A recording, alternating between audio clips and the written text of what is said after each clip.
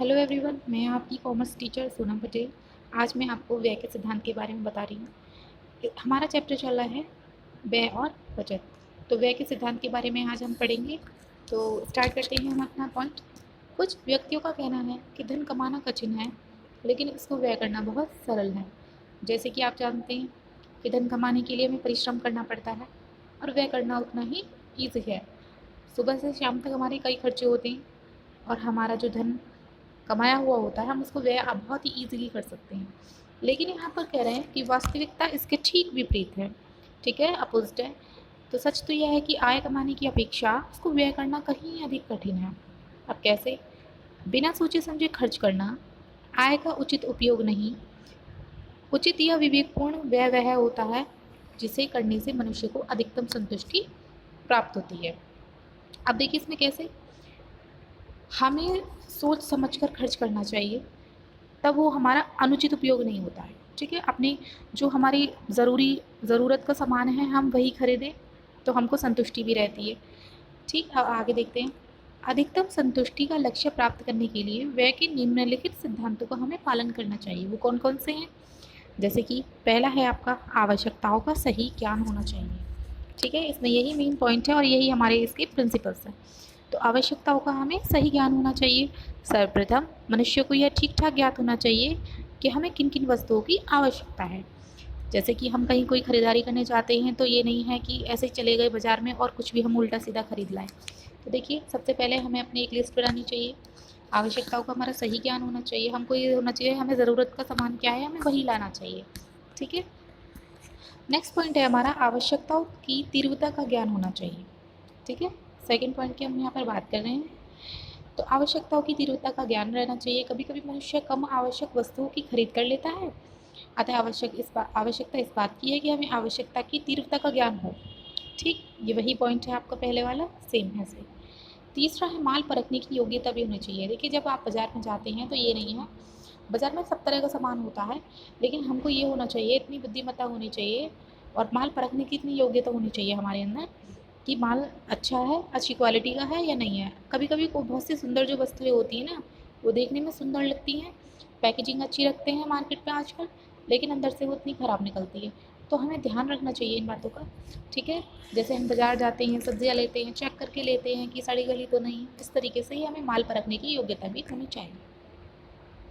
Fourth है आपका मोल भाव करने का गुण। हमें बार्गेनिंग करनी आनी चाहिए। जैसे कि कुछ व्यक्ति एक वस्तु को दूसरे व्यक्ति की अपेक्षा सस्ते मूल्य पर खरीद लेते हैं, ये आपने देखा भी होगा आम जिंदगी में। आम हमारे जीवन में क्या होता है, जो हमारे पेरेंट्स होते हैं कहते हैं कि हम तो उनसे कम रेट पर ये लिया है, अगर 100 का माल है तो 80 पे लिया है, इस तरीके से। ठीक है, तो हमें मोल भाव करने का ये गुण होना चाहिए। सही समय पर वस्तु का क्रय करना। जैसे कि बस बहुत सी वस्तुएं फसल आने पर ये सस्ती बिकती हैं। आप देखिए जब गर्मी होती है, मई जून का सीजन होता है, गेहूं का भाव अन्य महीने की अपेक्षा सस्ता रहता है। ठीक है, तो यहाँ पर यही है कि सही समय पर वस्तुओं का ही क्रय करना चाहिए। उत्तम वस्तु की प्राप्ति के स्थान का ज्ञान होना चाहिए कि उत्तम वस्तुएं, जो अच्छी वस्तुएं, वो कहाँ पर मिलती हैं, हमें ये ध्यान भी रखना चाहिए। 7 पॉइंट है वस्तुओं एवं सेवाओं का मूल्य स्तर।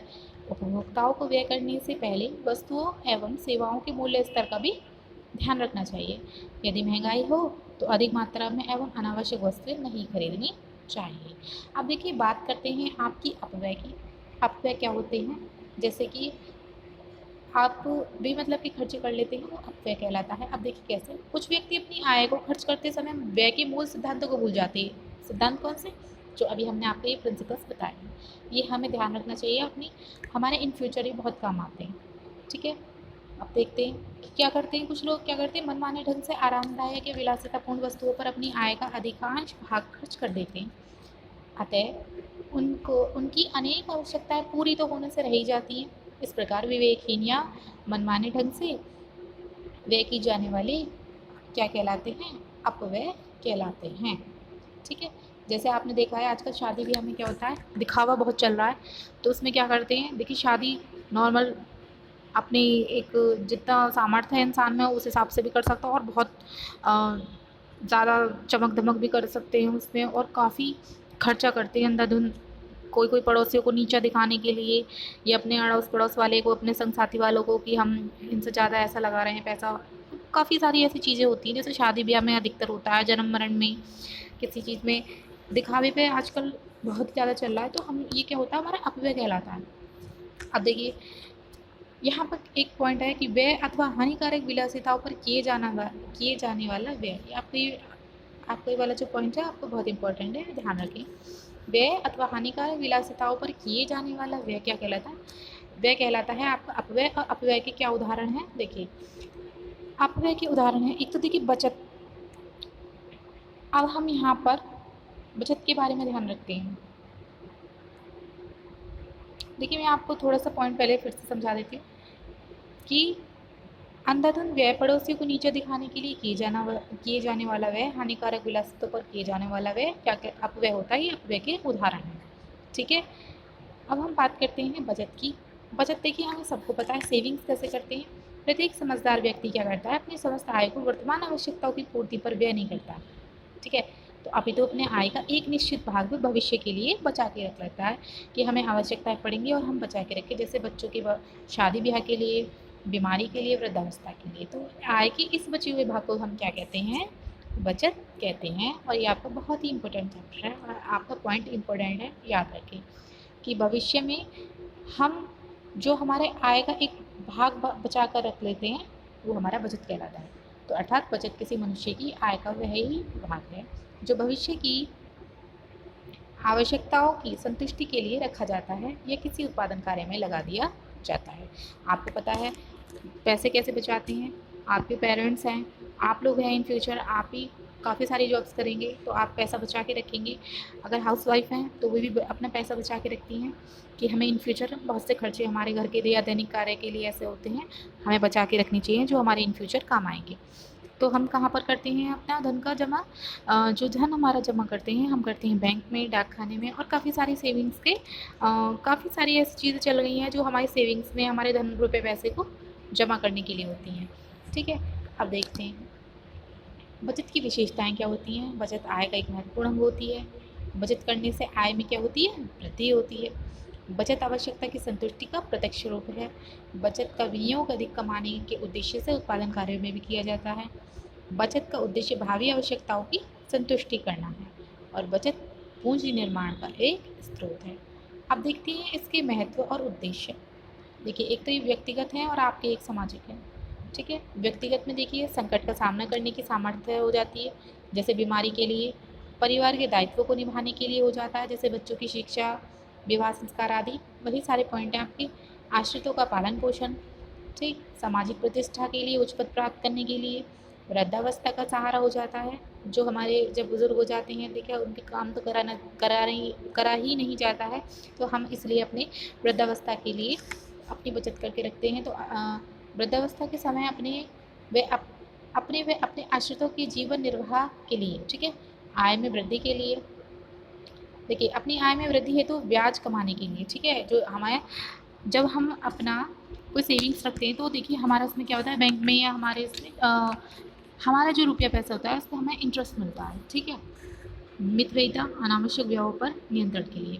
सामाजिक दृष्टिकोण से कैसे देखिए, पूंजी में वृद्धि हो जाती है, वही चीज़ें हैं सारी। ठीक है, और आर्थिक विकास के लिए बचत में मैं ये वाला पॉइंट आपको समझा रही हूँ। सेकेंड,